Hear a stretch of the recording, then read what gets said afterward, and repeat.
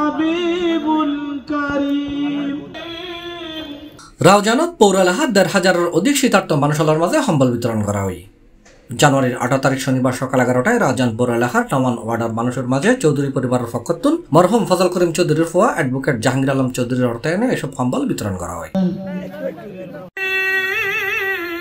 এই উপলক্ষে রাউজান পৌরসভার ৬ নম্বর ওয়ার্ডের চৌধুরী বাড়ির মাঠত যুবদল নেতা শহীদ চৌধুরী পরিচালনায় আয়োজিত সভাত বক্তব্য রেখে আলী আসগর চৌধুরী, একরামউদ্দিন চৌধুরী, অ্যাডভোকেট ফুরকানুদ্দিন চৌধুরী, জেলা বিএনপি সদস্য আবু জাফর চৌধুরী, ব্যবসায়ী প্রবাসী সরওয়ার আলম চৌধুরী, ব্যারিস্টার মোহাইমিন জাহাঙ্গীর চৌধুরী রাজ, জেলা বিএনপি সদস্য আবু জাফর চৌধুরী, কাজী আনিসুজ্জামান সোহেল, শাহ আলম মাস্টার।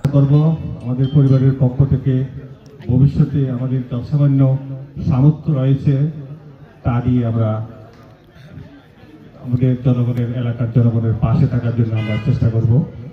সবাইকে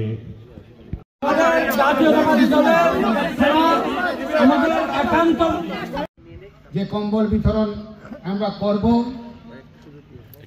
সে কম্বল চৌধুরী পরিবার থেকে আপনারা ১৭টি বছর অবহেলিত ছিলেন, তাই আজকে আমরা সুযোগ পেয়েছি বিদায় আজকে আমরা আপনাদের সামনে মিলিত হয়েছি।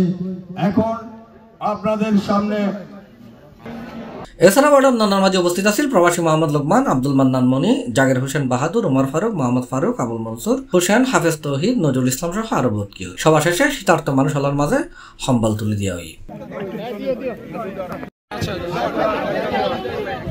C+ TV, Chittagong.